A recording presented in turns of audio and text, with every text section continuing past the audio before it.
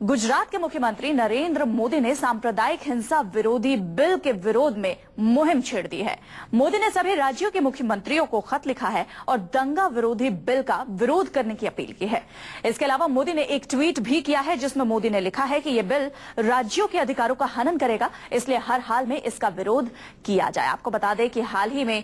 नरेंद्र मोदी ने प्रधानमंत्री को भी चिट्ठी लिखकर इस बिल पर अपनी नाराजगी जाहिर की थी और इस बिल के लूप होल्स के बारे में प्रधानमंत्री को ये बताया था कि किस तरीके से ये बिल हानिकारक हो सकता है। मोदी के विरोध के बाद दूसरे सियासी दलों ने भी बिल पर चर्चा की मांग की। आपको बता दें 2 साल पहले तमाम राज्यों के मुख्यमंत्रियों ने भी इस बिल का विरोध किया था और जब से इस बिल को लागू करने की बात हुई है तब से ही लगातार इस बिल का विरोध नजर आ रहा है। और ऐसे में नरेंद्र मोदी ने पहले तो प्रधानमंत्री को चिट्ठी लिखकर इस बिल के हानि के बारे में बताया और उसके बाद अब नरेंद्र मोदी ने तमाम राज्यों के मुख्यमंत्रियों को चिट्ठी लिखकर इस बिल का विरोध दर्ज कराने की भी बात कही है। दंगा विरोधी बिल पर नरेंद्र मोदी की एक और चिट्ठी, दंगा विरोधी बिल पर मोदी की मुख्यमंत्रियों को ये चिट्ठी है और इस चिट्ठी में नरेंद्र मोदी ने दंगा विरोधी बिल का विरोध करने की अपील की है। इस पर ज्यादा बातचीत के लिए हमारे साथ हमारे संवाददाता अमित कुमार टेलीफोन लाइन पर जुड़ गए हैं।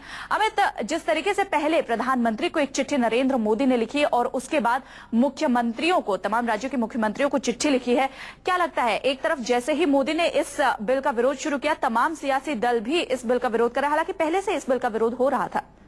देखिए, इस बिल का विरोध तो हो ही रहा था, लेकिन नरेंद्र मोदी ने एक तरह से आप कह सकते हैं कि सेशन शुरू, जो हाउस शीतकालीन सत्र है उसके शुरू होने से पहले एक तरह से एजेंडा सेट करने की कोशिश की और कहीं ना कहीं उसमें वो सफल भी रहा है कि पहले प्रधानमंत्री को लिखा चिट्ठी और इसके बाद मुख्यमंत्री, क्योंकि उनको पता है कि हर मुख्यमंत्री का अपना अपना विरोध है और इसलिए उस चिट्ठी में उन्होंने एक लाइन लिखी है कि राजनीतिक दलगत से ऊपर उठकर हमें इस विरोध में साथ मिलकर लड़ना पड़ेगा, क्योंकि उन्होंने 2-4 बिंदु बताए हैं कि किस तरह से धर्म के आधार पर, भाषाओं के आधार पर जो कानून व्यवस्था है, उसको कानून लॉ एंड ऑर्डर का लॉ है उसको बांटने की कोशिश की जा रही है, कैसे